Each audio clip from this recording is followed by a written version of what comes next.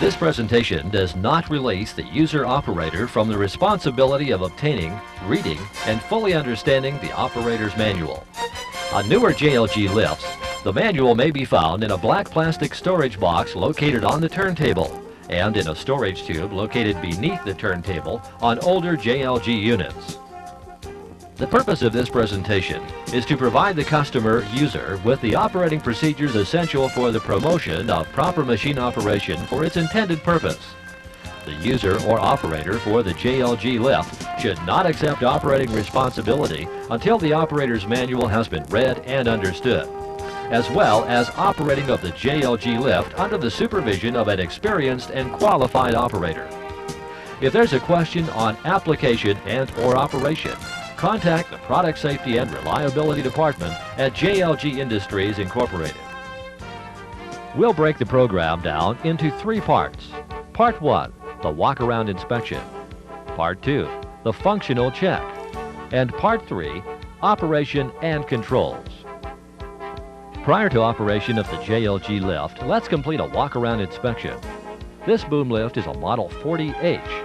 Your JLG lift may be a different model, but the walk-around inspection is virtually the same. The walk-around inspection should be a common practice with any safety-conscious equipment operator, and he'll check his equipment before he uses it. A complete inspection procedure is outlined in the operator's manual. So let's begin the inspection just like the manual specifies. At the platform, check for visible damage. Also loose or broken bolts or lock pins which secure the platform to the boom or slave level cylinder, and that the pins are properly lubricated. Look at the door latch. Make sure it closes and latches properly. Inspect for loose or missing parts. The foot switch should be in good working order. This important safety device should not be modified, disabled, or blocked. We'll discuss the foot switch more in depth later in the presentation. Let's move on to the platform controls. The switches and levers should be properly secured and returned to neutral or center position when released. The controls should be clearly marked and show no visible damage.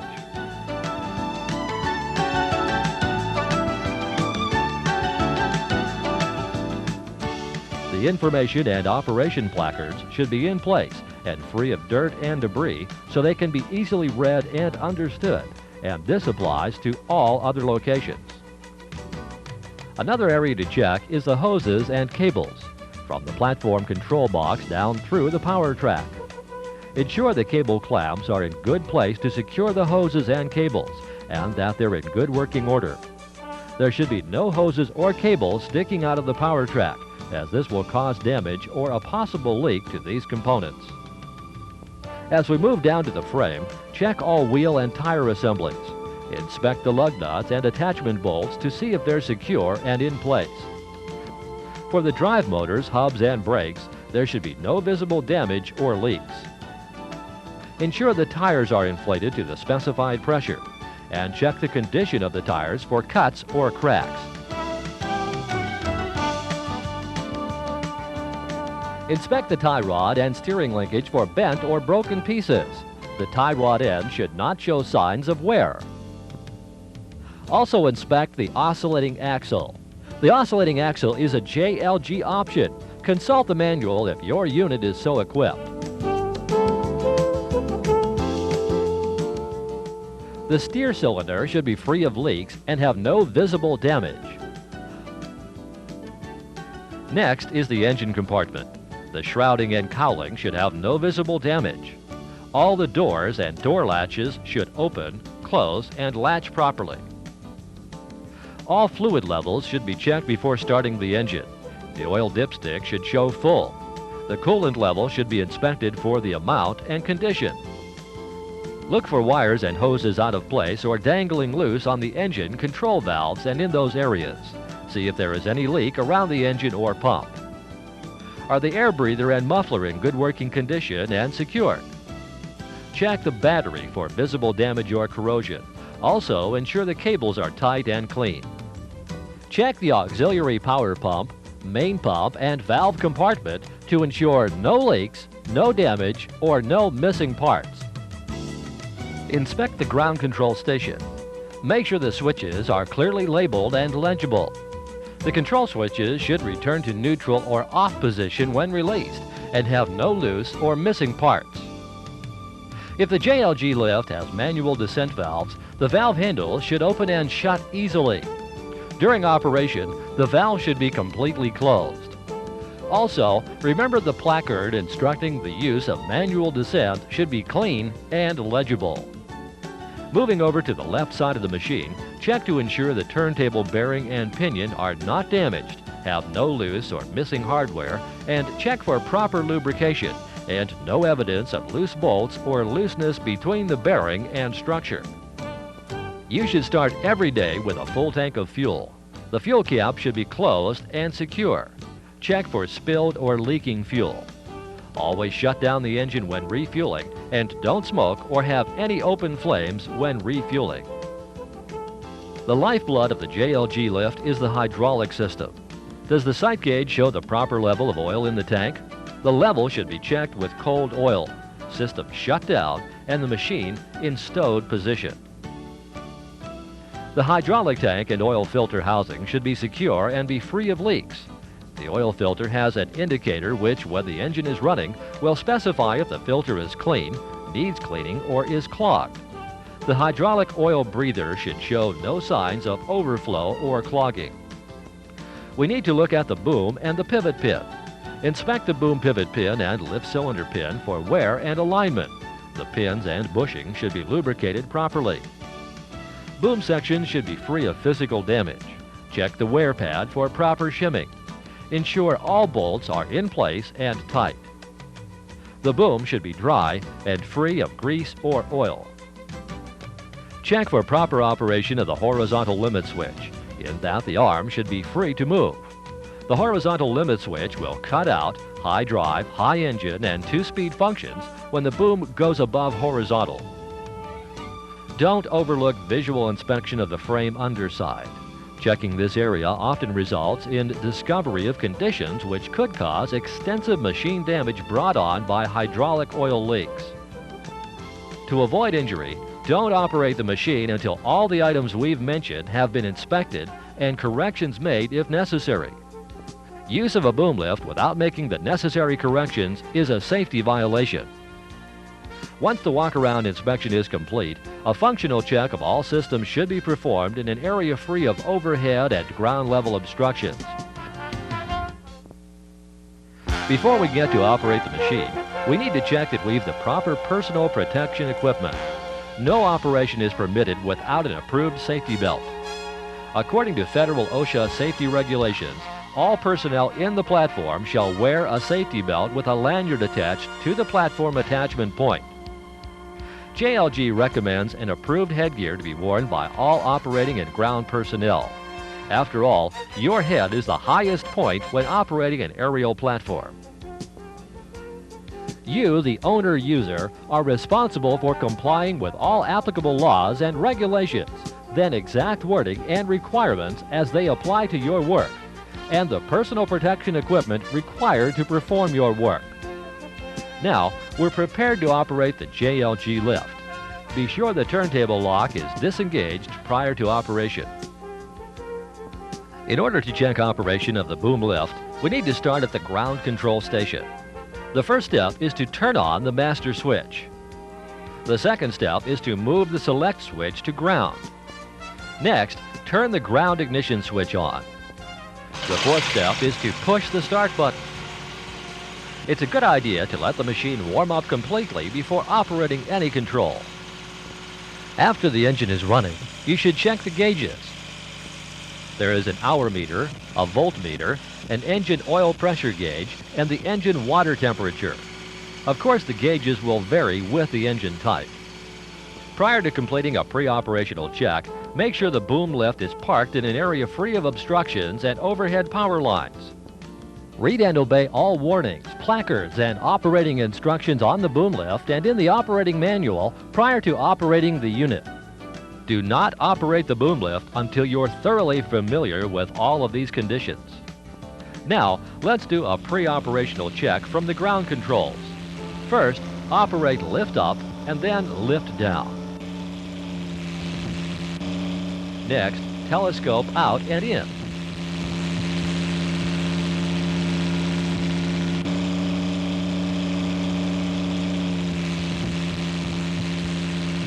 Before operating swing left and right, check to see that you won't get pinned between the rotating superstructure and the boom lift or other obstructions. Now, operate swing left and right.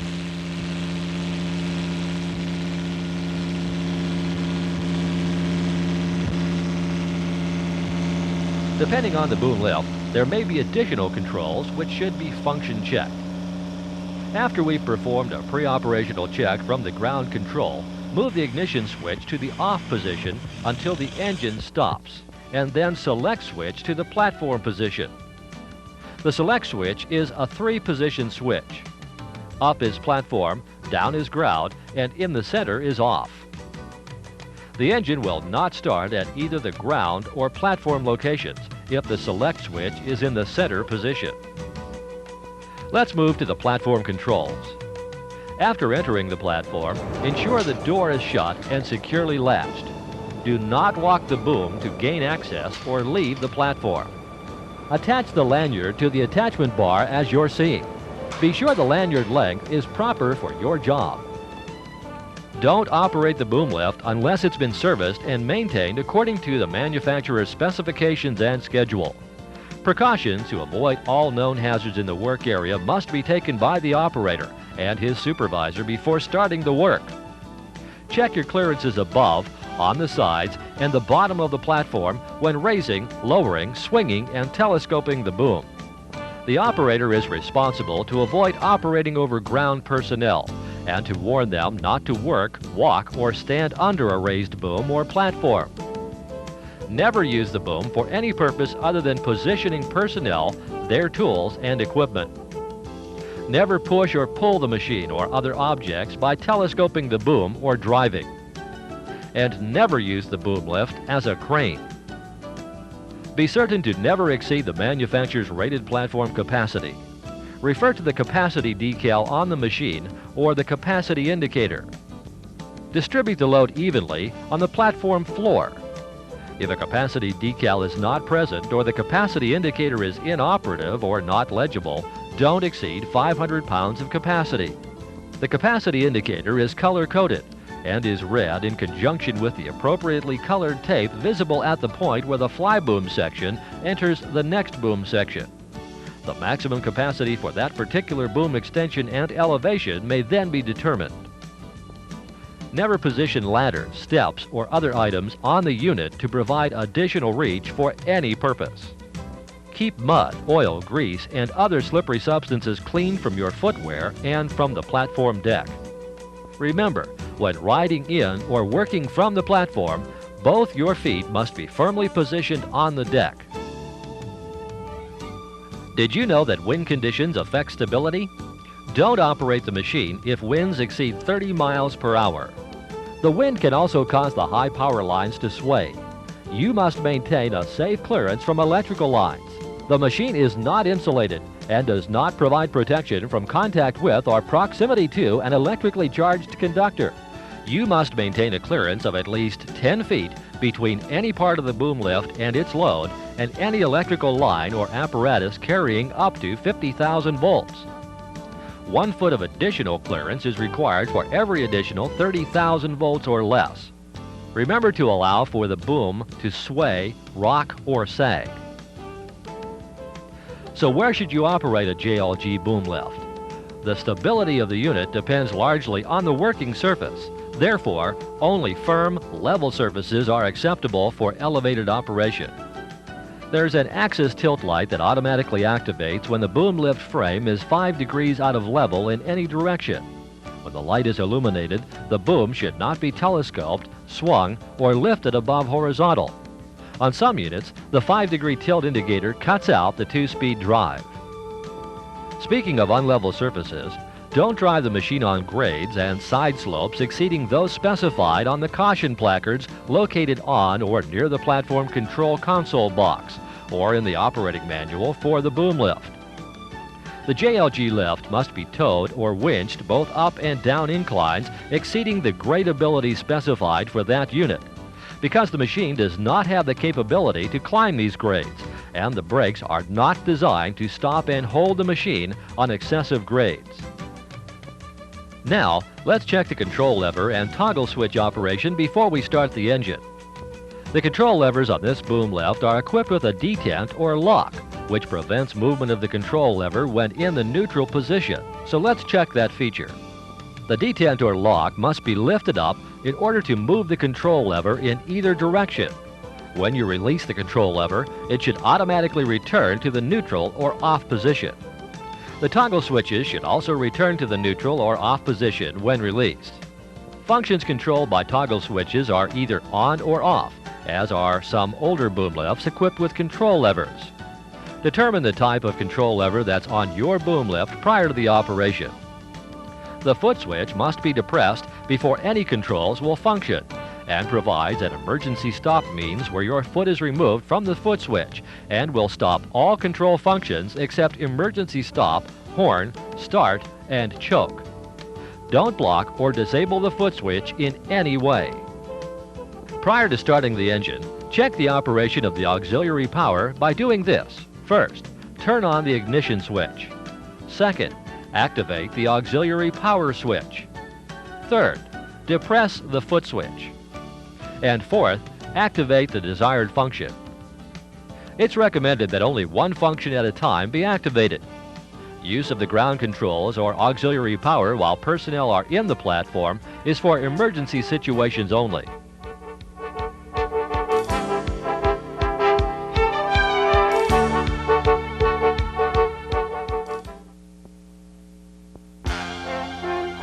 This is Part 3, Operation and Control.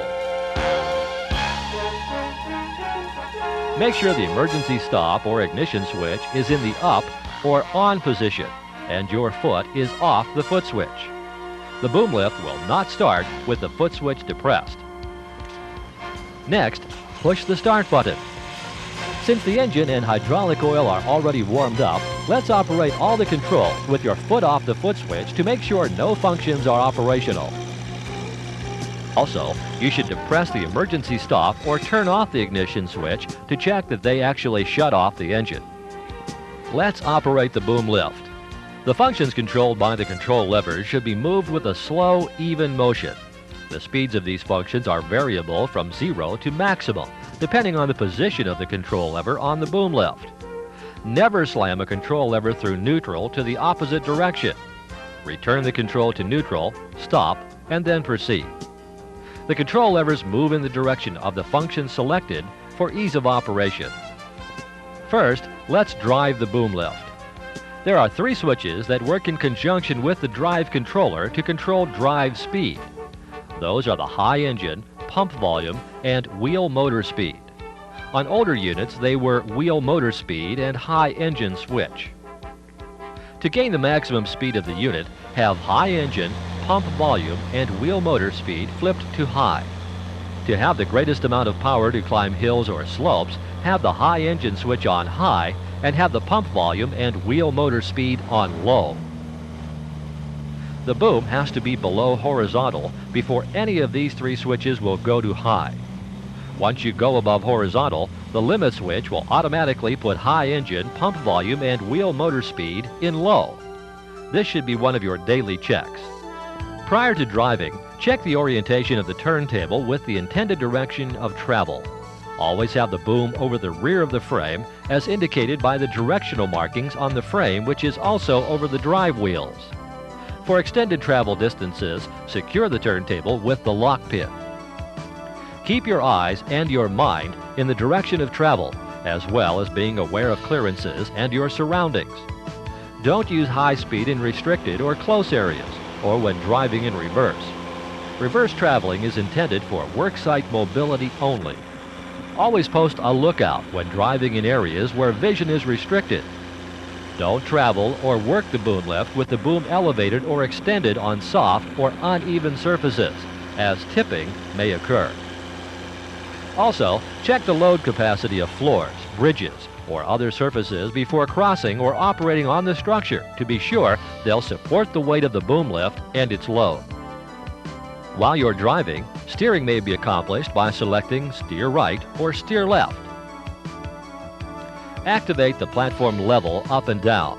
The platform should tilt forward and backward. The boom lift has a self-leveling platform.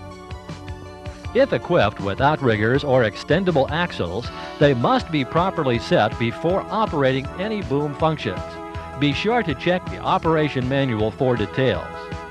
Now, let's activate the swing function.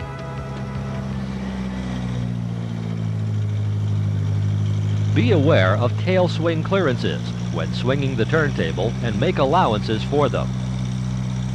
For boom up and down, move the control lever in the desired direction. The same applies for telescope in and out. At this point, let's take a look at the HA model, since it differs from the straight boom operation in regard to telescope and boom controls, since there are two booms. Note, on smaller units, the telescoping tower boom is not an available feature. It might be a good idea to go over the nomenclature of the boom for the HA series of boom lifts. The three boom components to keep in mind are the tower boom, the upright boom, and the main boom. The most important item to check on the HA series is the tower boom and the tower telescope limit switches. The tower boom must be fully retracted before the lift will lower. With the tower boom fully lowered, activate the tower telescope. The tower should not telescope out. Activate the tower boom lift up. Fully elevate the tower boom. The tower telescope should then work. Extend the tower telescope about 10 feet. Then activate the tower lift down. The tower boom should not lift down.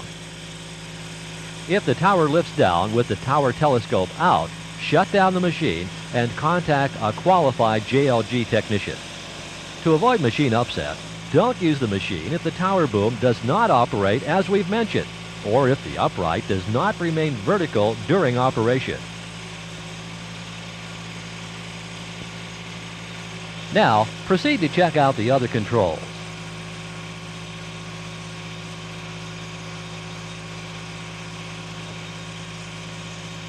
Then, activate the main boom telescope control. The main boom should go out and in smoothly. Finally, let's do one check. The function that everybody enjoys doing, blow the horn. It's important to complete our work safely using the boom lift while utilizing common sense and the information we've provided in this presentation and in the operating manual and on the boom lift. We're not able to cover all optional features or configurations of boom lifts in this presentation. Therefore, if your boom lift is equipped differently than those shown in this presentation or in the operating manual, contact an authorized JLG distributor in your area or contact JLG Industries Incorporated for proper operating instructions.